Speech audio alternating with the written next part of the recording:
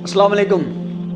ہم اکثر اپنے بچوں کو موٹیویٹ کرنے کے لیے اور ان کو محنت پر اکسانے کے لیے یا ان سے کوئی بھی کام لینے کے لیے ہم اکثر ان کو ڈراتے ہیں، ان کو زمانے کا خوف دیتے ہیں کہ لوگ کیا کہیں گے اگر تم ناکام ہو گئے، تمہارے ساتھی جو ہیں وہ آگے نکل جائیں گے، تم زمانے کی دوڑ میں پیچھے رہ جاؤ گے، یا اس طرح کی باتیں ہم اکثر بچوں کو کرتے ہیں تاکہ وہ محنت کرے، وہ اپنے آبجیکٹیو اپنے گول کے اوپر فوکس رہے، وہ زیادہ ایفرٹ لگا کر کامیاب ہو جائے۔ ہمیں ایک کام کرنا چاہیے اور وہ بہت ضروری ہے، وہ اگر ہم کر لیتے ہیں تو ہمارے بچے کی دنیا تو سنور جائے گی، ساتھ آخرت بھی سنور جائے گی۔ یعنی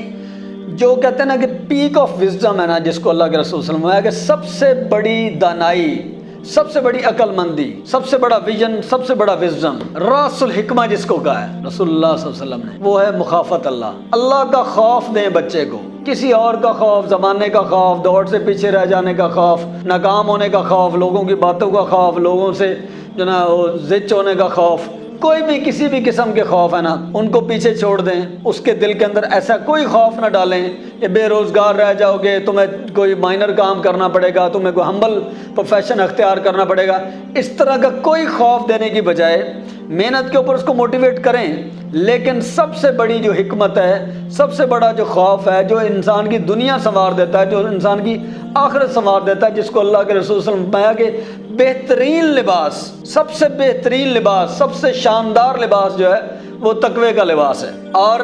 اپنے بچے کو اللہ کے سامنے کھڑے ہونے کا خوف بتائیں۔ وَلِمَنْ خَافَ مَقَامَ رَبِّهِ جَنَّتَانِ، جو اللہ کے سامنے کھڑا ہونے سے ڈر گیا، جو اللہ کی جواب دہی سے، اللہ کے سوال سے ڈر گیا، جو اللہ کو اپنا چہرہ دکھانے سے ڈر گیا کہ کل قیامت والے دن اللہ کا سامنا کرنا ہے، اس سے بڑا حکمت والا بندہ، اس سے بڑا ذہین بندہ، اس سے بڑا دور اندیش بندہ، اس سے بڑا عاقبت اندیش بندہ کوئی نہیں ہے۔ تو ہمیں اپنے بچوں کو یہ خوف دینا چاہیے۔ اگر یہ تقوی وہ اختیار کر لیتے ہیں تو اللہ تعالیٰ قرآن پاک میں متا ہے وَمَن يَتَّقِ اللَّهَ يَجْعَل لَّهُ مَخْرَجًا، اس کے لیے اللہ تعالیٰ راستے نکالے گا، اور اس کے ساتھ کیا معاملہ کرے گا کہ اس کو وہاں سے رزق دے گا جہاں سے اس کو گمان بھی نہیں ہوگا۔ اور اللہ تعالیٰ آگے فرماتے ہیں جس نے بھی اللہ پہ توکل کیا ہے، جس نے بھی اپنے معاملات کو اللہ پہ چھوڑ دیا ہے، اللہ تعالیٰ اس کے لیے کافی ہو گیا ہے۔ تو سب سے بڑی حکمت، سب سے بڑی دانائی، سب سے بڑی عقل مندی، سب سے بڑا جو ویژن ہے وہ ہے کہ اپنے بچے کو اللہ کا خوف دیں کہ اللہ تمہیں ہر ٹائم دیکھ رہا ہے، اللہ تعالیٰ کو جواب دینا ہے، اللہ تعالیٰ کی جو مخلوق ہے اس کو تکلیف نہیں دینی،